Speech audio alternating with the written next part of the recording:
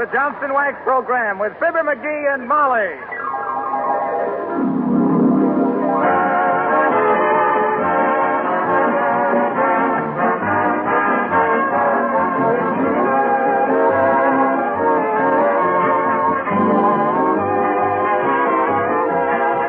The makers of Johnson's Wax and Johnson's Self-Polishing Glow Coat present Marion and Jim Jordan as Fibber McGee and Molly with Donald Novis, Bill Thompson, and Billy Mills Orchestra. The show opens with Fine and Dandy.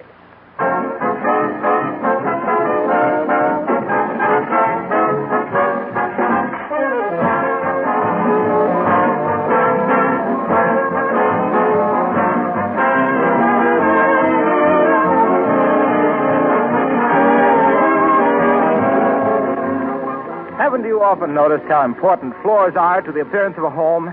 It is a fact that mellow, gleaming waxed floors bring out the beauty of everything in the room, adding a rich charm that you can acquire in no other way. Throughout America, there are countless floors that have been made more beautiful every year with genuine Johnson's Wax. Every application of this famous wax polish gives increased protection and beauty. Johnson's Wax gets right down into the pores of the wood, seals out dirt, protects the finish against scuffing feet and sharp heels, and does away forever with tiresome floor scrubbing. There are more than 100 labor-saving uses for Johnson's Wax in your home. It protects and beautifies furniture and woodwork, windowsills, parchment lampshades, leather goods. You'll find these extra uses listed on the familiar red and yellow package of genuine Johnson's Wax, paste or liquid. Try some tomorrow.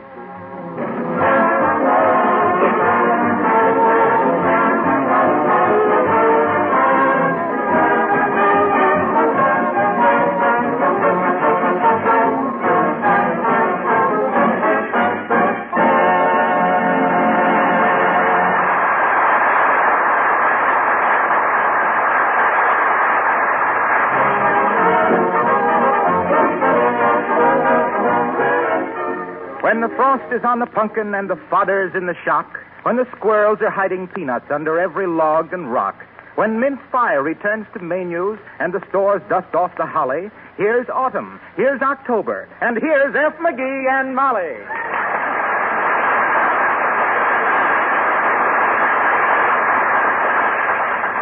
McGee, look at those leaves out there on the front lawn. Why, it's disgraceful. I thought you were going to rake them up today. Oh, what's the hurry, Molly? It took them 7 months to fall down. I guess they can wait an hour to be raked up. Well, now I tell you, Mr. Gildersleeve next door has been complaining. Oh, that guy. He said our leaves keep blowing over in his yard. Well, what am I supposed to do? Arrange for the wind to blow down some other street?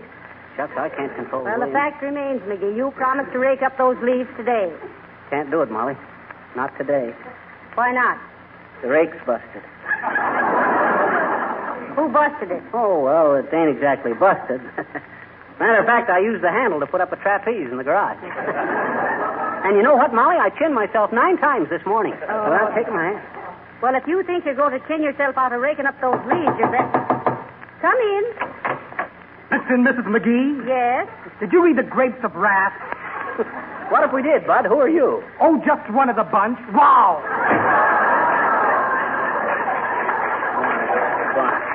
Of all the silly... Say, I hear one of the moving picture companies has bought that book, McGee. No, if they don't work faster on that than they did on Gone with the Wind, they'll have to call it The Raisins of Zanuck.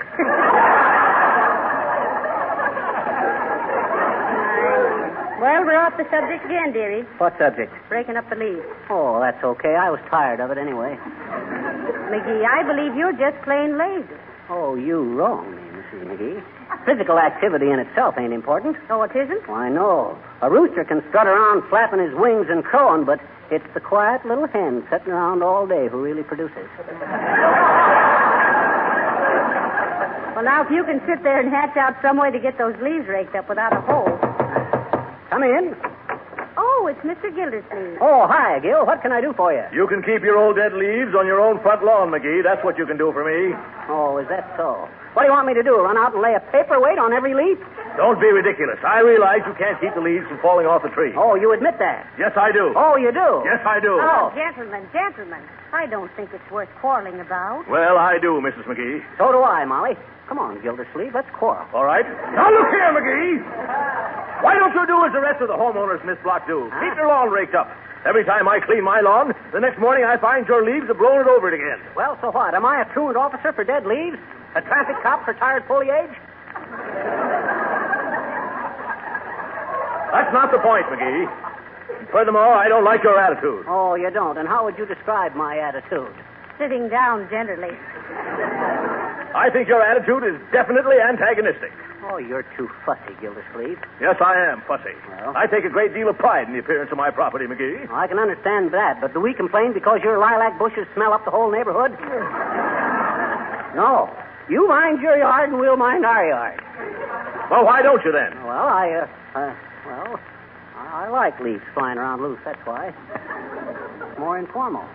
I ain't one to interfere with nature. I suppose I interfere with nature. Well, I heard a rumor one day that you gave your morning glories a bawling out for opening up 10 minutes late.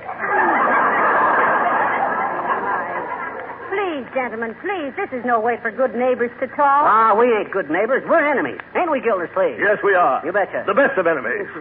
You think I'm a stuffed shirt, and I think you're a gabby little good-for-nothing runt. There, you see, Molly? You don't find me and Gildersleeve indulging in those sentimental hands across the back fence drivel. Mrs. McGee, your husband is impossible. I am not. I may be a little improbable, but I ain't impossible. Well, I think I can assure you, Mr. Gildersleeve, that our yard will be raked up today, sure. Thank you. Incidentally, Gildersleeve, you got a rake I can borrow? I have a rake, but I'm using it Oh. to take your leaves from my yard. And I'm dumping them all back over the hedge onto your lawn. My leaves, eh? Yes, your leaves. You admit they're mine, eh? Admit it? Of course I admit it. Okay, then I warn you, Gildersleeve. I'm very proud of them leaves, and if I find any of them damaged when you send them back...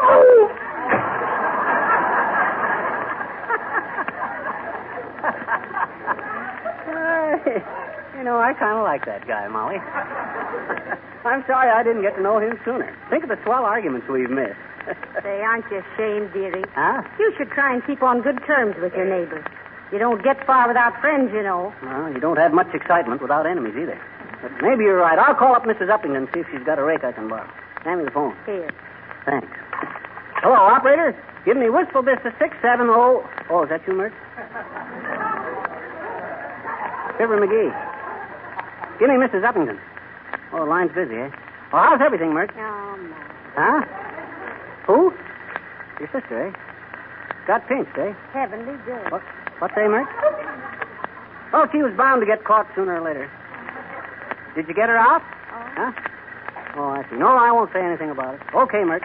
What do you know about that, Molly? What happened? Mert's sister had on one of them new bustle dresses and got pinched going through a revolving door.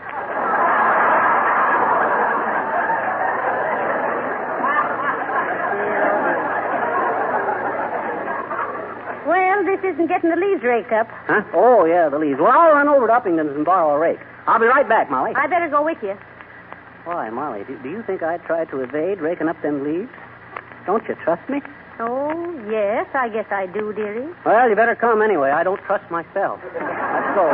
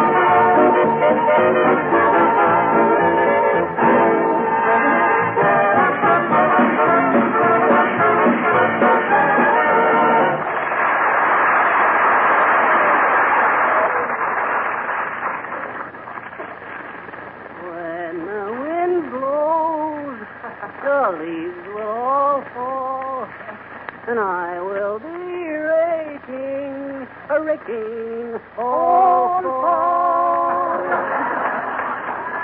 Don't rake so hard, McGee. You're tearing up the grass. Okay, all right. Hello there, Johnny. Hello, daughter.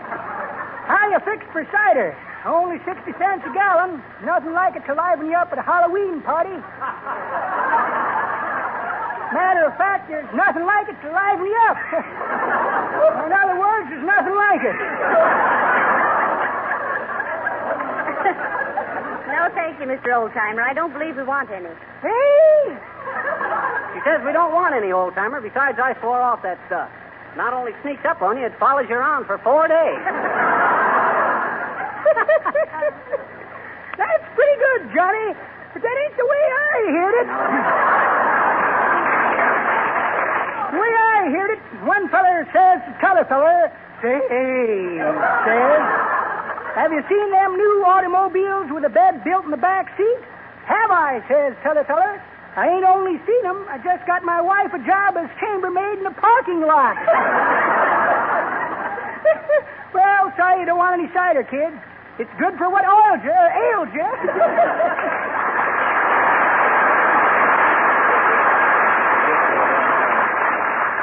That old fossil. I'd like to meet that guy outside some bright night, Molly. Why, McGee? Well, I think ruins are much prettier by moonlight. One side there, Mrs. McGee. You bother me. Oh, look up there, McGee. Huh? There goes a flock of geese flying south for the winter. Oh, describe them to me, Molly. I'm too busy raking. Never mind. But I wonder how it is that the geese always know which way is south. That's easy. They follow the robins. Oh, how do the robins know? They look back and see the geese. Don't you get it, Molly? Oh, look, here comes Harlow Wilcox. I wonder what he wants. Well, you know very well what he wants. He wants to sneak in some advertising. Let's cross him up. Okay, McGee. Every time he starts selling, we'll change the subject. Okay. Well, hello there, Mr. Wilcox. Hello, Molly. Hello, Fibber. Cleaning up the lawn, eh? You betcha, Harlow. And speaking of lawn, did you know that the trapdoor spider conceals his nest so cleverly that sometimes he can't even find it himself? Can't find his own home, eh? Yeah. Well, that's what he gets for hiding it. Maybe he's ashamed of it. I think people should be proud of their home. And if everybody used Johnson's wax to beautify and protect their floors... Say, speaking of pride, Mr. Wilcox, did you know that in some parts of Africa, it is still a matter of pride with the natives to eat their enemies? Oh, cannibalism. Oh, there's some of that in this country, too. People are eaten here every day. What? Why, sure. Eaten by envy when they see how their friends' homes are kept so shining and clean with such a minimum of effort with Johnson's wax. Why, do you... Which reminds me, Harlow, did you know that in thinking, the human mind throws off a definite electrical charge? Is that so? Positive or negative? Well, Well, the reason I asked is that a thought about wood floors and furniture would positively be negative on anything but Johnson's wax, because it's the finest protective wax that money can buy, you see. Ain't he terrific, folks? That guy finds more openings than a marble in a fishnet. How about giving me a hand raking up these leaves, Harlow? Oh, sorry, pal. I haven't got time. But I'm glad to see you doing it, because I think the outside of a house should be just as attractive and beautiful as the inside. And if Johnson's wax were... Oh, excuse me. Here comes my bus. I'll see you later, folks.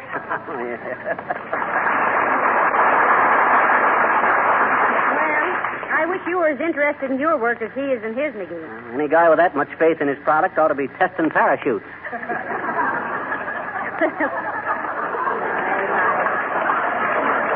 Well, it's a good thing you're not. Why? You'd probably land right here in the yard right on your dead leaves. Oh, there, McGee. I'm glad to see you're finally raking those leaves up. Listen, Gildersleeve, let's you and me play Stanley and Livingston. Stanley and Livingston? Yeah, only with a new twist. Let's pretend we never discovered each other. Oh, McGee, please. That's all right, Mrs. McGee. If that's the way he wants it. I merely saw him waking up these leaves, so I came over to bury the hatchet. Oh, skip it, Gildersleeve. When a guy wants to bury the hatchet, he usually's got an axe to grind. Now go away and let me work, will you? Oh, come, boys. After all, we're neighbors, you know. Well, sure. My, all this fuss over a pile of dead leaves. There'll be no dead leaves on his family tree. It's too sappy. Oh, yeah. And there's a cuckoo nest someplace in yours, too. Is that so? Yes, that's so. McGee, I didn't like that remark. I don't think I like you either. I know I don't like your face. Oh, yeah? You want to make something of it? I'm too old for Halloween parties, or I'd like to make a mask of it. Good day, McGee.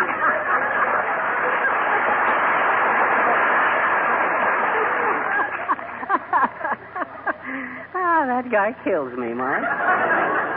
Well, that's the first bit of foresight you've shown for a long time, dearie. Oh, I'm just kidding him. Hey there, little girl. Quit playing in that pile of leaves. I just raked them up. Oh, gee, I'm just going to look for some pretty leaves, I bet you. Oh. Yar, eh? I says yar, eh? What? Going to look for some pretty leaves.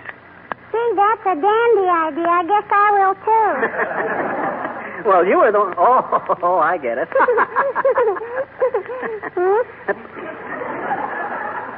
Look, sis, run along home and don't bother me. I got all these leaves to rake up. Say, mister, what makes leaves turn all different colors like this? What does? Why don't they stay green all the time? Well, they're only green in the spring and summer, sis. They always turn red in the fall. Why? Dad, Reddit, how should I know? Well, I'll tell you, sis. You know what a stop-and-go sign is? Sure I do, I betcha. Well, leaves are nature's stop-and-go signs. Yeah. You see, sis, in the spring, the leaves are green, and that means go. So the snow goes and the cold goes, and little girls go out and play. Gee. And then in the fall, the leaves turn red. That means stop. Stop and put on your mittens. Stop vacation from school. Stop and look for Santa Claus. Oh, oh, goody.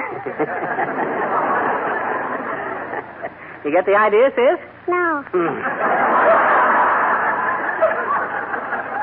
Well, what's the matter? Don't you understand? Yes, but I bet you don't, I betcha. Huh? The real reason the leaves turn red in the fall is that subsequent to the autumn equinox, the diminishing power of the solar rays is inadequate to supply the necessary chlorophyll to the foliage, thus resulting in the phenomenon familiar to us all of brilliant coloration.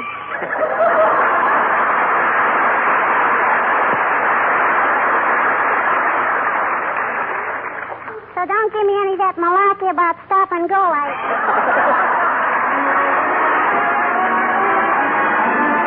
Folks, Donald Novus gives us an old favorite of his and ours and yours. Diane, take it down. I'm in heaven when I see you smile. Smile for me, my Diane. And though everything's dark all the while, I can see you, Diane. You have lighted the road leading home.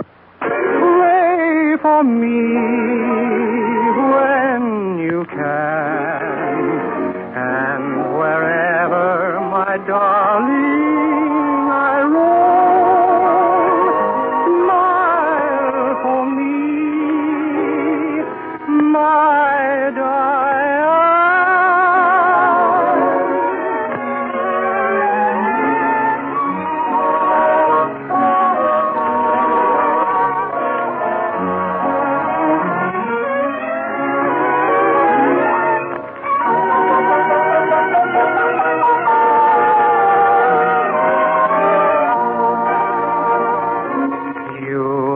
Lighted the road leading home. Pray for me when you can. But wherever my darling I roam,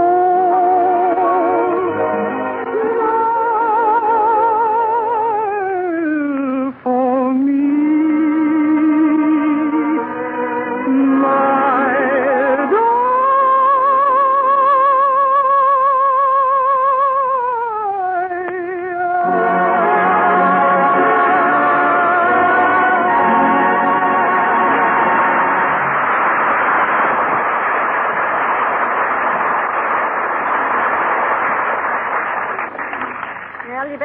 And finish raking those leaves, dearie. I think there's a bit of a wind coming up. Okay. When I get all these leaves piled up and burned, Molly, you know what I'm going to do? What? I'm going to lean the rake up against the hedge with its teeth snarling into Gildersleeve's window. Just to remind him that he... Well, for scream's sake, Fizzer, what in the name of for the love of Mike are you doing laboring with manuals? Hello, Mr. DePopulis. Oh, hi, Nick. Oh, I'm just raking up these leaves. You'll excuse me if I go right on working. We're afraid the wind will come up before I get through. Oh, that's hurtly-dirty, Fizzer. And speaking of wind, I'm reading an awfully sweet little stories last night in a book by a man named Egypt who is always writing a lot of feebles. Oh, I think you mean Aesop, who wrote the fables. I think I do, too. Anyway, this story is being all about the north wind and the sun. And in the book, they are both able to talk, which is not true in real life. Though if the sun could talk, he would probably get off some hot stuff. You know what I mean, and if you don't, neither of us is missing much. Maybe you better tell us later, Nick. I got to get these leaves raked up. Oh, you don't bother me, Fizzer. I can tell you just as if you were loafing as usual. Well, sir, it seems that the wind and the sun were having an argument about who is having the most strong personality. So they are deciding to take turns to make a traveling man take off his coat. The north wind is blowing and blowing with a huff and a poof. And the man is only buttoning his coat all the more tighter. And then the sun is time. Yes, we know, Nick. The sun got hotter and hotter, and finally the guy took off his coat, and the sun won the bet. So what? Well, so it is all going to prove a little fact which is full of philosophy, poor Fizzer. And the moral of the story is arguments is being won by brightness, not by being a blowhard. Say, I think there is a windy breeze coming up. I better go raise the awning on my candy kitchen. Well, so long, Choopy. So long, Fizzer.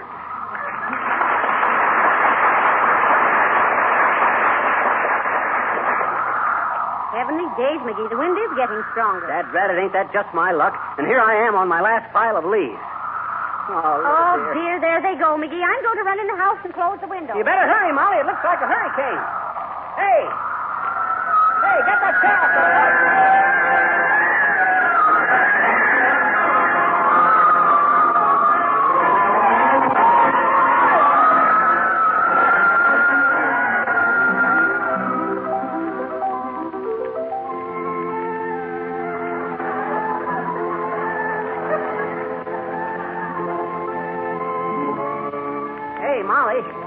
Molly, come here. My, that was quite a blow, wasn't it, dearie? What did you want? Look at this lawn. Am I the sap? What did I rake my arms off for? Heavenly days, there isn't a leaf left, is there? No, not here. Look over at Gildersleeve's yard. They're piled up 3 feet deep. McGee! Now look here, McGee. Oh, the voice of experience. I've had about enough of this nonsense. Look at those leaves of yours on my lawn. Oh, well, what are you going to do about it, Gildersleeve? Have me pinched for blowing up a 40-mile gale in a 20-mile zone?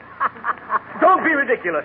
But you could have raked those leaves up sooner. Oh. Look at my lawn. It's disgraceful. I'm going to see my lawyer about this, McGee. I'll take this to the United States Supreme Court. Well, if falling leaves is unconstitutional, maybe we don't. Oh, how do you do, Mrs. McGee? And Mr. McGee? Oh, how do you do, Mrs. Uppington? Hi, Uppy.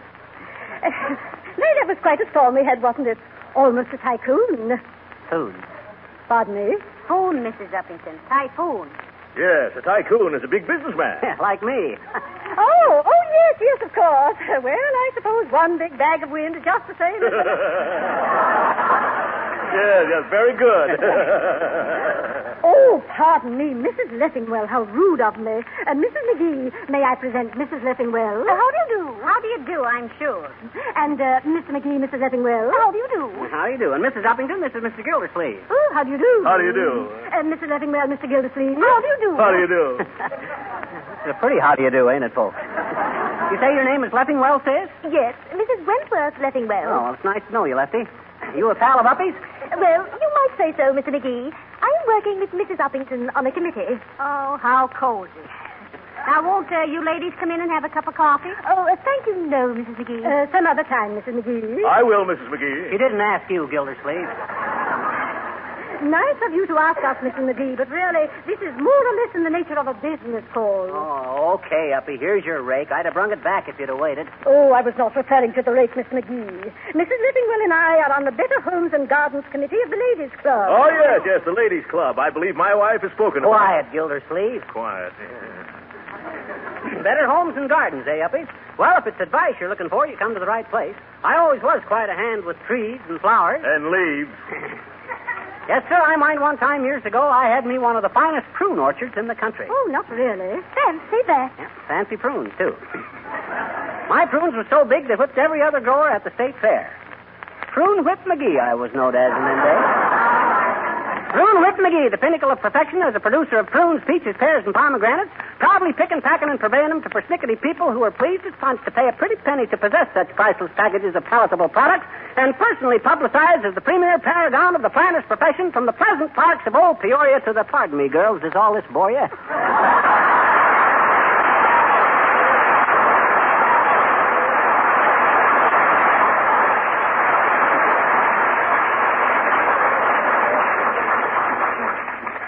I'm sure it didn't bore us a bit, Mr. McGee. Did it, Hildegard? Oh, very little, if any. Well, it bored me. Oh, well, you're too easily bored, Gildersleeve. A woodpecker could have fun with you. Is that so? Oh, now, gentlemen. As I remarked before, our club's Better Homes and Gardens Committee had been making a survey to see who had the best kept lawn. And of all the lawns in the neighborhood, Mr. McGee, yours is by far the neatest. Now, listen here, ladies. Hey, wait a minute. The committee has the floor, Gildersleeve. Thank you. And so, Mr. McGee, we are happy to present you with this silver plaque for the best kept lawn in wistful vista. Oh, my. Well, thanks.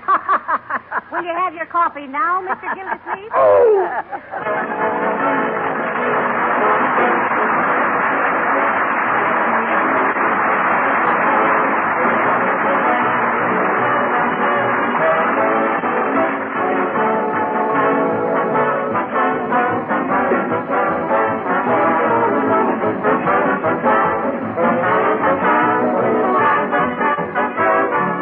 Fibber and Molly will be back in just a moment. And now I'd like to remind you again that if your kitchen floors are a problem to you, then try Johnson's self-polishing Glow Coat. Nothing could be simpler than keeping floors clean and beautiful with this increasingly popular floor polish. Glow Coat, you know, is self-polishing. That is, it polishes itself while it's drying without any work of rubbing or buffing. 20 minutes after you put it on, your floors are sparkling and beautiful. Easy to keep clean, saving you hours of work. You can use Glow Coat on your varnished and painted wood floors as well as linoleum. The results are always satisfactory because of the uniform high quality of this famous product. Just try Glow Coat once, and you'll never be without it. Spelled GLO-COAT, Glow Coat, in the familiar yellow and red can everywhere.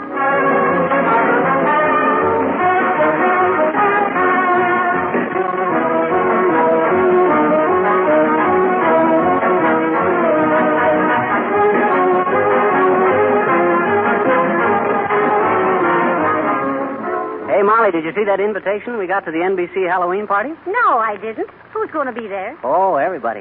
Me and Bob Hope are handling the entertainment. Oh, you get paid? Oh, just a nominal sum. They get me for peanuts and Bob for apples. Oh, Good night. Bob for apples. Good night, all.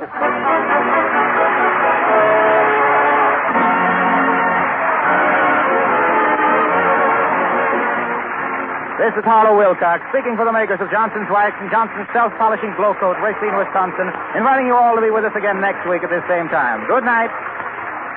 The selection comes, love.